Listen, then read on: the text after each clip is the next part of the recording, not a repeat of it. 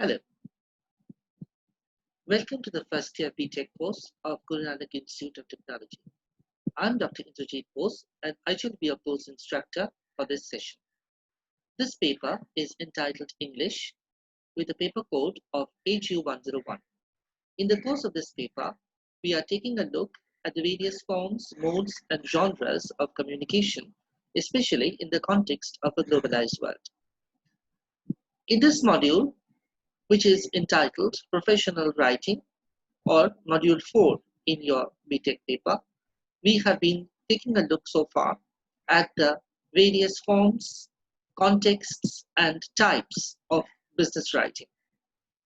However, there are other types of writing also which need to be done, and much of the writing in the professional world involves either exercises in lengthening or shortening or condensation.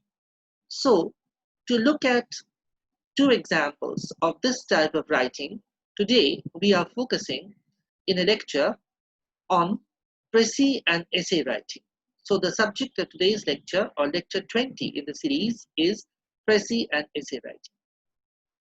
In the course of this lecture, we shall be taking a look at what is Precis writing.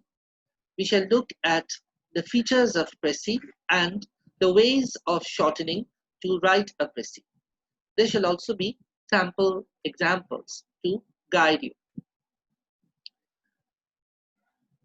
Then we shall take a look at what is essay writing, and we shall look at the process of essay writing, the brainstorming, topic development, preparing the outline, introducing, developing the main ideas, and concluding of the essay. Or in other words, the entire structuring of the essay is something that we shall take a detailed look at with the help of contextualized examples. So, in today's lecture, we hope to be able to shed light on both exercises in shortening in the Precis and lengthening or elaboration in essay writing. Let us begin the exploration now. So, first and foremost, we begin with Precis writing. So, what exactly is a Precis? The word Precis means an abstract abridgment or a summary, and Precis writing means summarizing. Now, I think in your school days you have written summaries. Now, can you tell me what is the difference between writing a summary and writing a Precis? Yes, there is a bit of a difference. When we write the summary of a given passage, then we write an extremely concise form of that passage, which includes only the main ideas of that passage. In a Precis, however, we contain all the main points. So the summary is an even shorter form of the Precis. Now, we, however, are going to focus on the Precis over here. Now, the Precis is a condensed reproduction of the original passage. So it's valuable to remember this, that the original passage contains a lot by way of elaboration.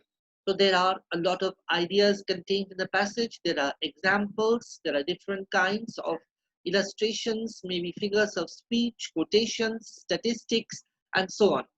So it has been developed using all these things. So all those things are really extraneous to our purpose.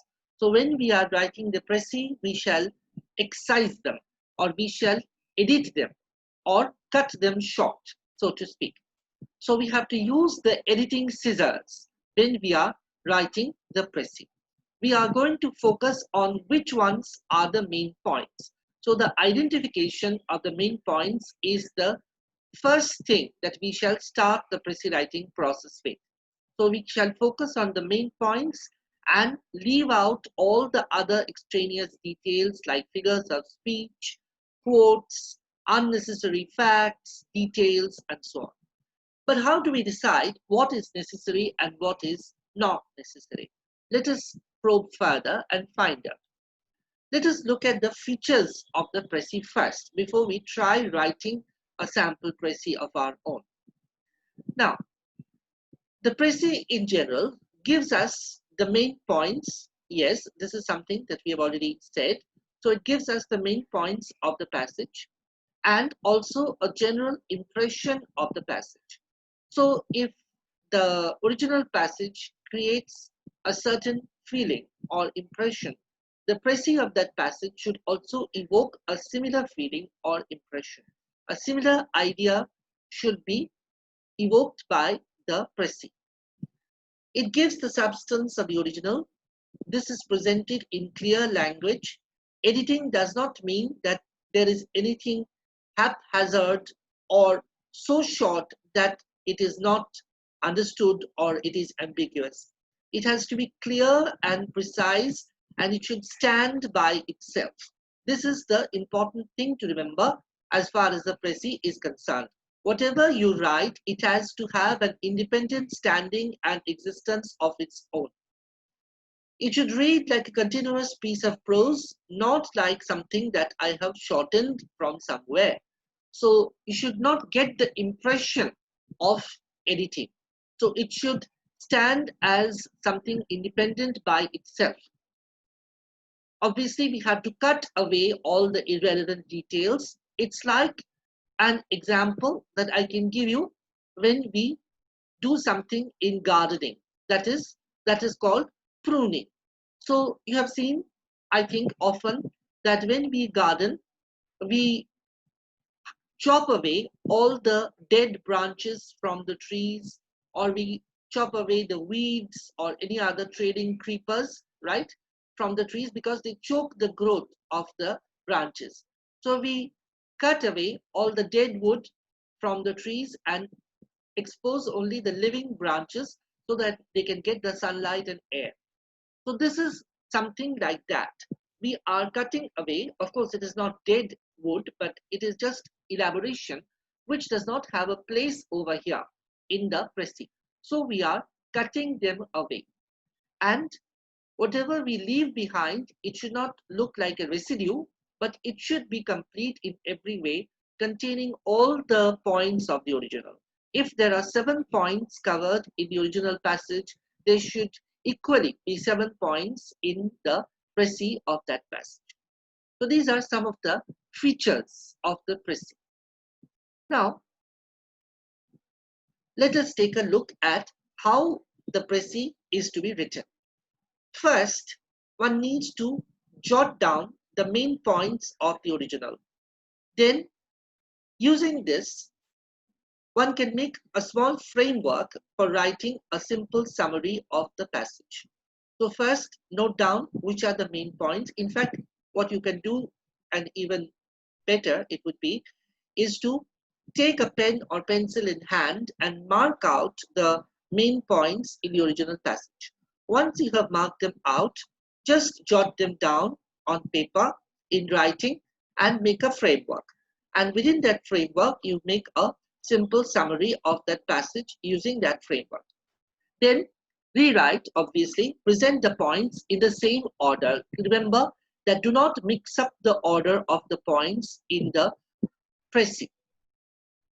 Okay, then once you have written a summary, check with the original and see that you have covered all the points and balance the parts against the original in the passage. Then choose the words very carefully when you are writing. Obviously, if you take all the original words from the précis, then you are not able to write a précis.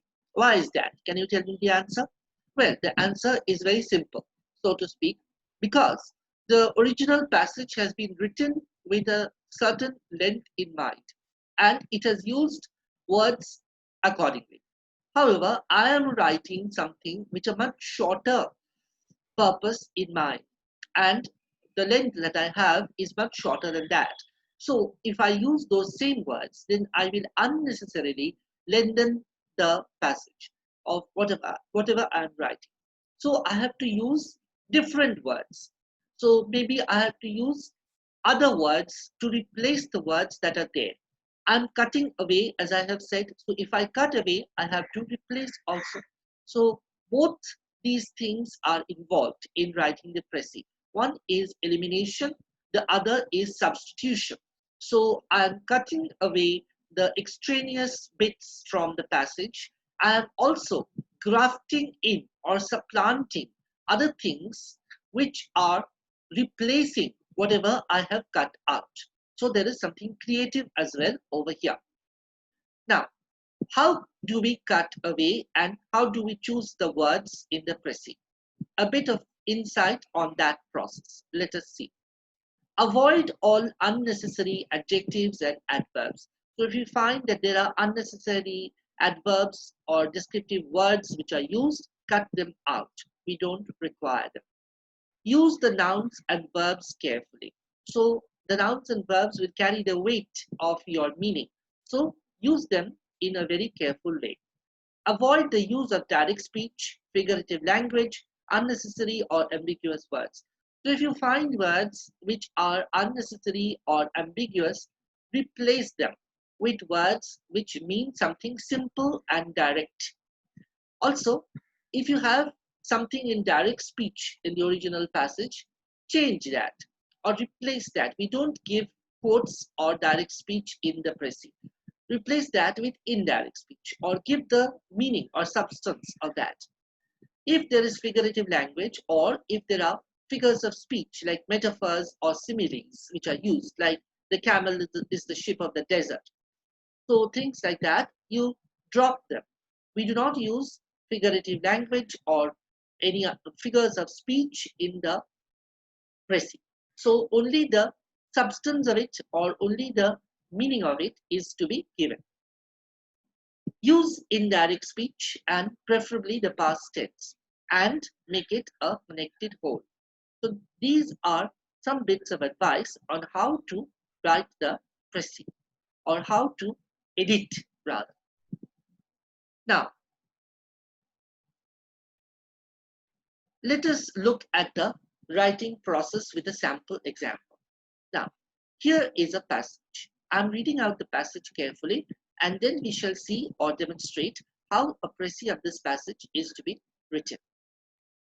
Speech is a great blessing, but it can also be a great curse. For while it helps us to make our intentions and desires known to our fellows, it can also, if we use it carelessly, make our attitude completely misunderstood. A slip of the tongue, these of an unusual word or of an ambiguous word, and so on, may create an enemy where we had hoped to win a friend.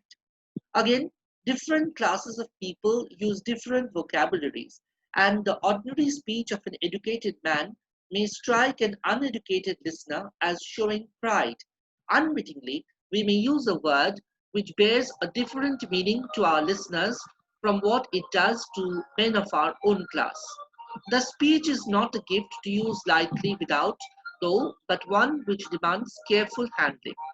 Only a fool will express himself alike to all kinds and conditions of men. Now, this is the original passage. Now, what are the points that we have over here? What are the points that we have over here which we can identify, or which are the main points? Let us see how we can identify the main points in this passage. Right. Here I have extracted or written down for you the main points of the passage. Now, first, let us see. Speech is a great blessing and it is also a curse. It makes our intentions known, but it may also result in complete misunderstanding.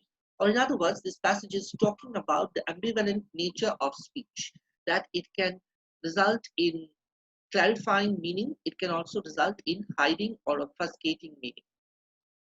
Again, the next point that we have, again, different classes of people use different vocabularies. In the ordinary speech of an educated man may strike an uneducated listener showing pride.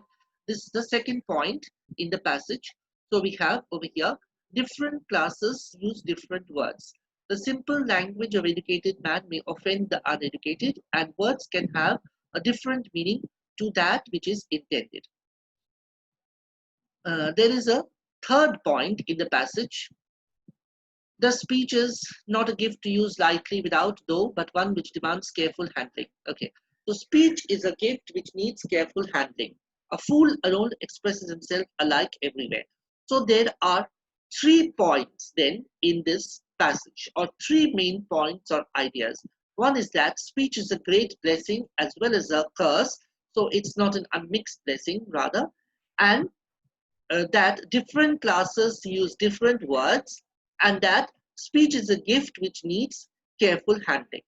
So these are the main points in the passage. So we have identified the main points. Now, how do we edit? Now, if you look at the passage, you will find that these are some phrases. I have singled out some of these phrases. They are unnecessarily, you will observe, lengthening or elaborating the passage. So we can see whether we can find replacements for them or whether we can cut them out. What are these phrases? Let us see. It can also, if we use it carelessly, it's a parenthetical phrase, it is unnecessarily long. These of an unusual word or of an ambiguous word and so on. Repetition. Again, repetition is unnecessary. It's elaborating it unnecessarily. Create an enemy where we had hoped to win a friend. Okay, so we can just say create an enemy instead of a friend. Uh, Instead of saying it like this, create an enemy where we had hoped to win a friend. So very, very long, okay, and prolix. Unwittingly, again, the phrase can be substituted, I think. Bears a different meaning to our listeners from what it does to men of our own class. Again, this is a very, very long sentence and it is little ambiguous in construction also. So I think this can be replaced with a simpler and shorter phrase. Not a gift to use lightly without though. Again, this is a very ambiguous kind of construction. So it's not very clear. So we can replace this with a shorter phrase. So these are some of the phrases which are over lengthy, wordy, or unnecessary. So we can think of ways of replacing or substituting them. So can you replace them with others? Let us see what we can do. So here we have the passage. See, I have marked out or highlighted these phrases, and some of these are the ones that we have just been looking at. They are, you notice they are lengthening the passage unnecessarily. So it can also, if we use it carelessly, or these of an unusual word or an ambiguous word and so on, so many repetitions, we don't want that. Create an enemy where we had hoped to win a friend. This can be written in short, unwittingly, and bears a different meaning to our listeners from what it does to men of our own class. Not a gift to use lightly without, though only a fool will express himself alike to all kinds and conditions of men. So these phrases are to be excised and they are to be substituted by others.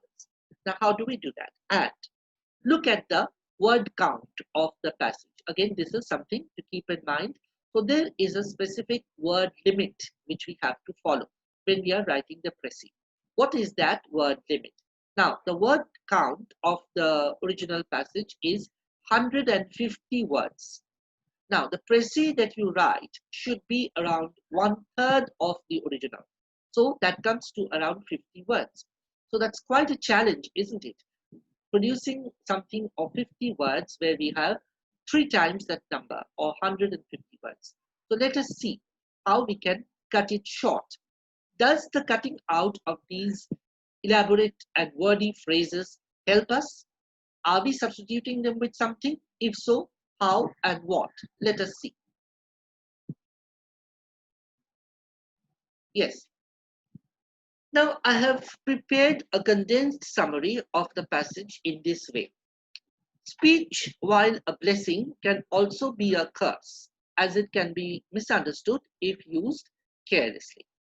A wrongly used, unusual, or ambiguous word may alienate others instead of winning them over. So we gain an enemy where we have wanted to gain a friend. So all that is substituted by just saying alienate others. So I'm just using that phrase alienation, and it gives us the meaning of friend, enemy, winning an enemy where we hope to win a friend, all that. See how it is shortened. Again, different classes of people use words differently. Word choice made by the educated may not be understood by the uneducated. So an uneducated man may think that an educated person's use of words is bragging or boasting. So All that is just concise over here. Speech is a gift which has to be used carefully. One cannot express oneself similarly to all alike. So this is a much shortened version of the original. Now, how many words does this come to? If we count carefully, then we find that it is coming to around 70 words. But that is more than one third of the passage. As I have said already, we need to cut it down to one third of its original size. So that means around 50 to 60 words. So we need to cut it down further. So further cutting, let's see how that can be done. See, watch. Now, I'm redrafting that a second time, or rather a third time. Speech, while a blessing, can also be a curse, as it can be misunderstood if used carelessly. A wrongly used, unusual, or ambiguous word may alienate others instead of winning them over. Word use varies according to class and education. This may create problems in understanding. Speech is a gift which has to be used carefully. One cannot express oneself similarly to all alike. Now, in the second part of this paragraph, where we talk about creating problems in understanding, speech is a gift which has to be used carefully. One cannot express oneself similarly to all alike. Now, there is no way of cutting this down even further, because then I will damage the sense. I will not make sense. So I cannot possibly cut it over there. But in the first part of this paragraph, there is still some scope for cutting it down further. Let us look at the first part, or the first sentence or two. Speech, while a blessing, can also be a curse, as it can be misunderstood if used carelessly. Now, let's see if we can cut it down further. If used carelessly. So suppose I cut it down to just usage, then I can reduce the number of words. So I'm cutting the first sentence down. Speech is both a blessing and a hindrance depending on usage. So that comes out very neatly, doesn't it? So I'm reduced the first sentence by a number of words. So as it can be misunderstood if used carelessly, I've cut it down. It's blessing as well as a hindrance depending on the usage. So I have cut it down. I'm keeping the rest as it is. A wrongly used, unusual, or ambiguous word may alienate others instead of winning them over. Word use varies according to class and education. This may create problems in understanding. Speech is a gift which has to be used carefully. One cannot express oneself similarly to all alike. So, this is the final draft of the Precis, and it is coming to around 57 words. So, this is our final version.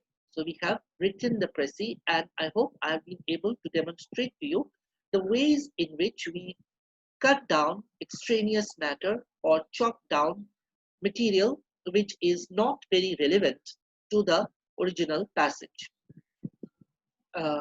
in writing the Precis. So, as I have already said, the Precis involves exercises in both excising or cutting off and also substitution. So we must know what to substitute with what, or what we are replacing with something else. So try to replace longer phrases with one word substitutions. Use a simple word where a simple word will suffice. Leave out ambiguous words where they are creating confusions or they are unnecessarily lengthening the sentences, and try to keep it concise, simple, and short. And as you see, the final passage or the final version of the Precis reads like the original passage. It means the same, only it is short. So this brings us to the end of the exercise on Precis writing. Now we are going to look at the other type of writing, which is that of the essay. Now, the essay is quite different. It is an extended piece of writing. It is mostly personal, though it can also be informative. It can be argumentative, descriptive, or informative, and it presents an organized set of views on a certain subject. Now, what are the ways to writing to an essay, or the steps to writing an essay? I shall be outlining these steps for you because you have to write an essay in around 300 to 350 words or slightly longer than that in your BTech theory paper in your final semester exam. Now, the first thing to do when you are writing an essay is obviously to do research. That is to explore the topic that you are given and to find out more about the topic. Where will you find out more about the topic? Obviously, you will go to books like Encyclopedia or other places, books of knowledge, tell me why, uh, scientific books, and so on. So do research, find out from there. Also, you will find a lot of material on the internet. So do a Google search, type and see what you are getting, explore different websites, look at Wikipedia, but please do not copy or paste material from websites or from Wikipedia. If you are taking material from anywhere, please acknowledge where you are taking it from, because otherwise it comes under plagiarism, because you are stealing the material from there.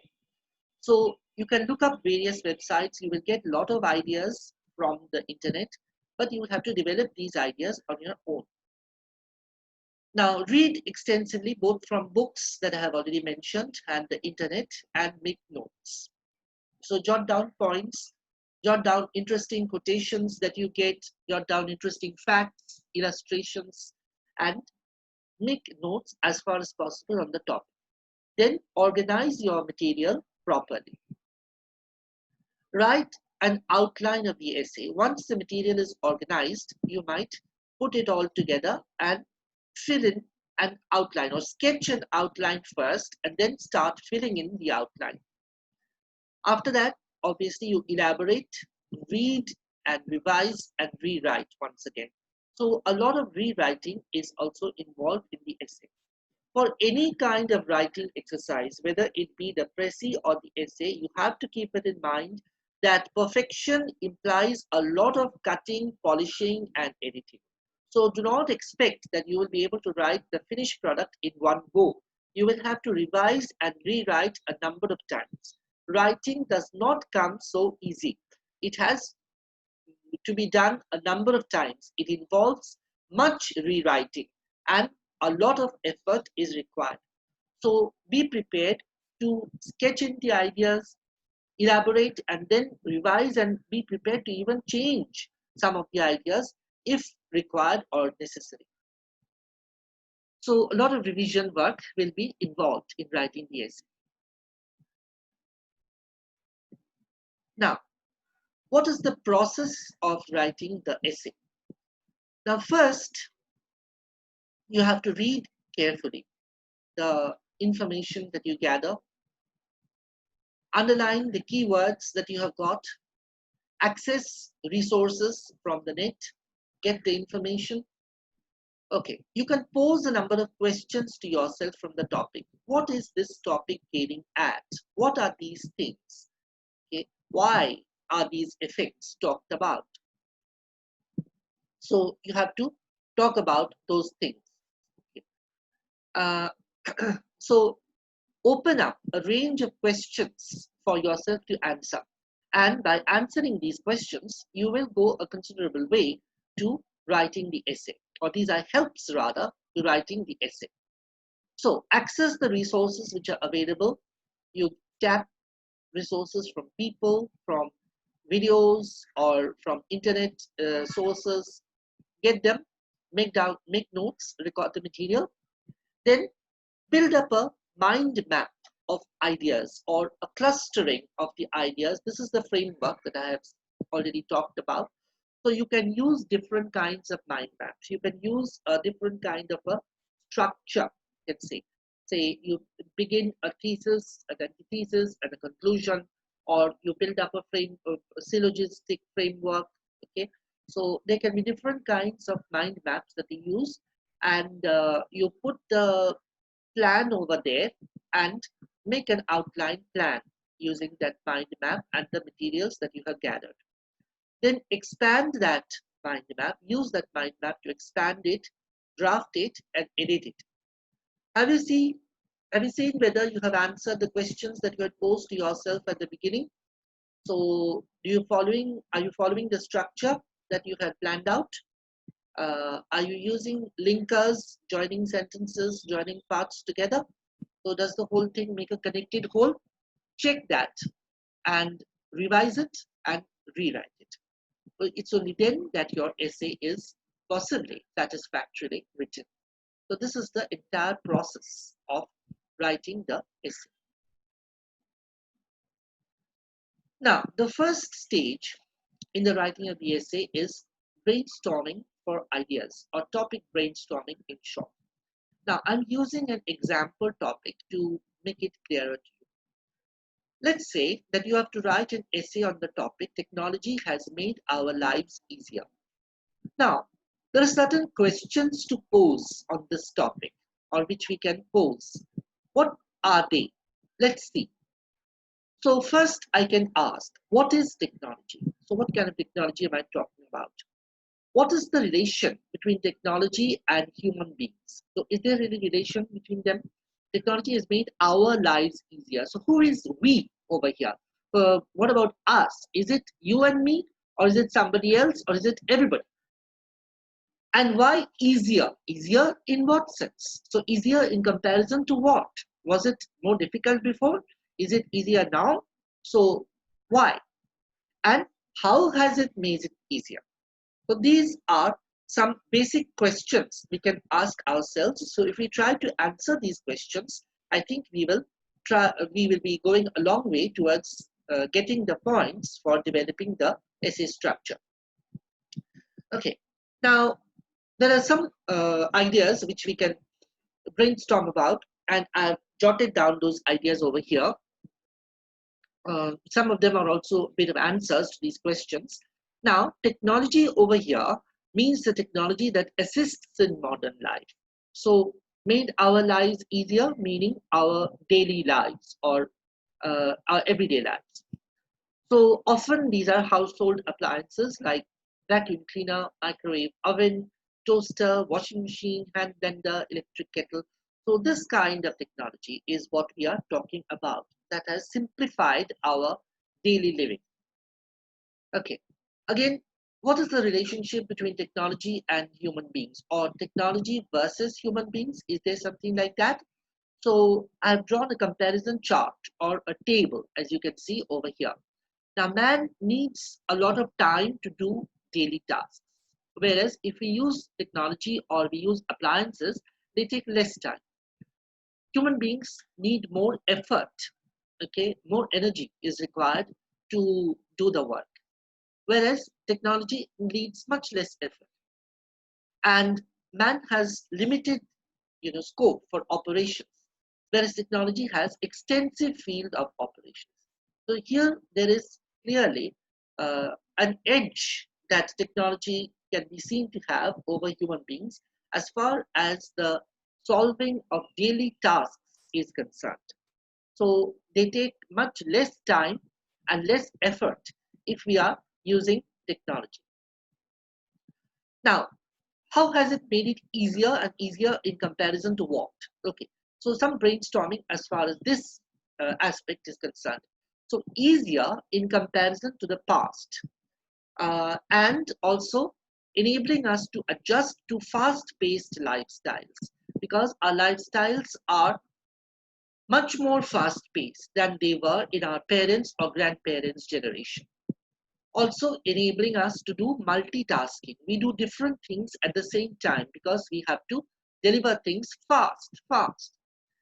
Also, but also it has made us more technology dependent, and it is sometimes more expensive because previously we did not have to buy or have all these appliances, whereas nowadays they are regarded as indispensable necessities of life.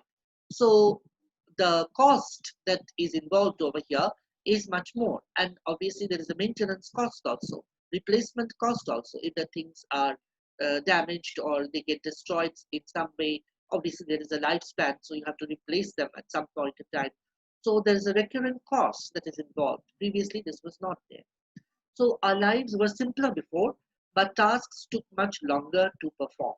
Our daily tasks were much more strenuous and time consuming for previous generations, whereas they are accomplished much faster and they can be done with much less effort with the help of technology, which is assisting human beings. So this is what it means by making our lives easier or simpler. So this is a good bit of brainstorming on the topic. What do you say? So are we in a better position to write the essay now? Let us see. Okay, so suppose I make an outline. Technology has made our lives easier.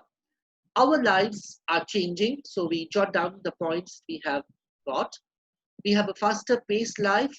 We have more work, 24 into 7 working schedules. We have less time for daily activities. Even weekends are busy weekends. Okay. So our lives are changing. We are becoming more fast paced. We don't have time. How can technology change our everyday lives? It takes care of our everyday needs, cooking, cleaning, washing, reducing the travel time, connecting us with family, friends, colleagues on the go. So technology has definitely brought about a lot of changes by connecting us with other people and enabling us to stay connected all the time, and also reduced work pressure and taken away work tensions. Then we have to fill in with a lot of examples. I have given some examples of household appliances, but there are other examples also that can be given of different kinds of technology that assist us in our daily tasks. So what is the structure of the essay going to be like? This is a sample of the structure of the essay. First, obviously, we begin with an introduction where you need to give an attractive opening which will grab the attention of the reader and make the reader want to read the essay. Then we have some quotes or statistics, or we may begin with a quote or statistics and give a thesis statement. The thesis statement is the main statement of the idea in your essay. Then we have the first paragraph where we have the topic sentence and facts and supporting evidence following that. We have the second paragraph following that where we have a topic sentence and facts and supporting evidence. Then we have the third paragraph where we have the topic sentence followed by facts and supporting evidence. And finally, at the end, we have the conclusion where there is a restatement of the thesis and a summary of the main points. So this is the organized structure of the essay.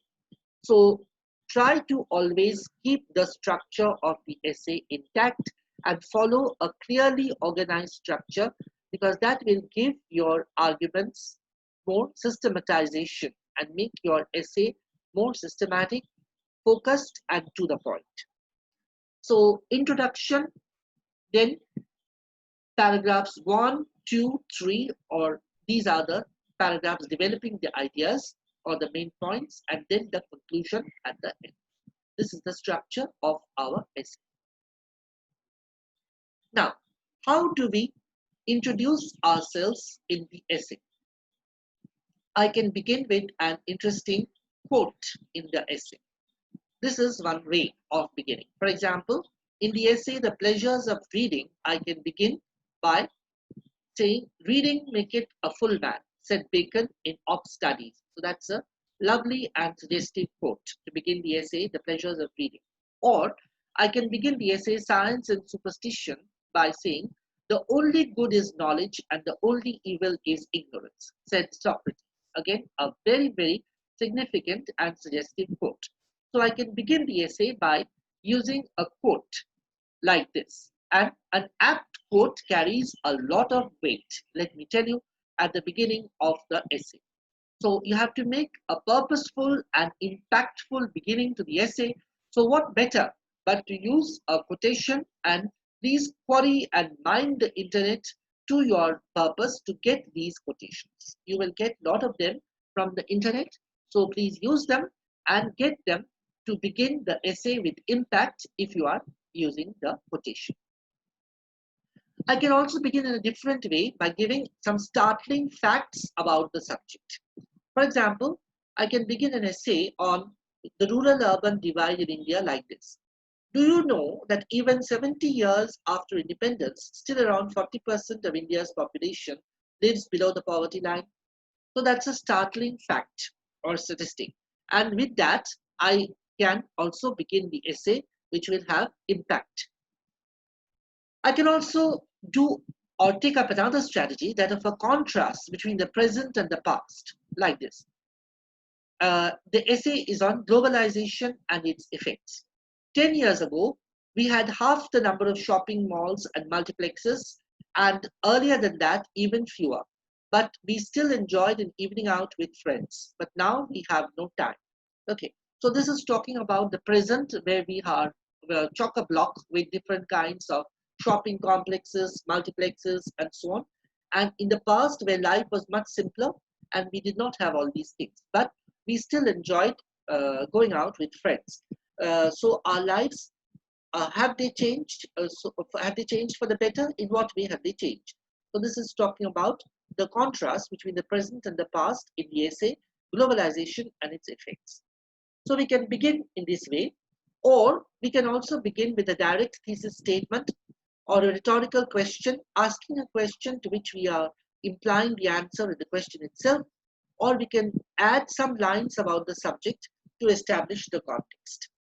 So we can begin in all of these ways. The purpose is to hook the reader or to grab the reader's attention, sustain the interest which we will be carrying on in the rest of the essay through the development. So this is a impactful way of beginning the essay. Then developing the ideas. Now, see, I have put down some of the ideas, including the main points and the sub-points and the examples for the topic on globalization and its impact on India. For example, what are the main points? The main points are, namely, some of them: globalization has brought the world to our doorsteps, influences of foreign culture on Indian culture, and globalization and its impact on India's social classes. So these are the main points. Now, what are the sub-points under these main points? So how has globalization brought the world to our doorsteps? So it has done so by bringing the foreign brands and global standards to our Indian shores. Also, it has led to the growth of consumer culture. We have become more brand conscious, and we are more conscious about the global brands and the image that they carry.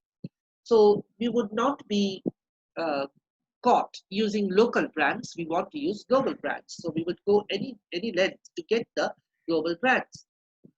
So this is one way, and also it has made the global standards and brands more accessible to us. So previously they were not so accessible prior to liberalization of the Indian economy.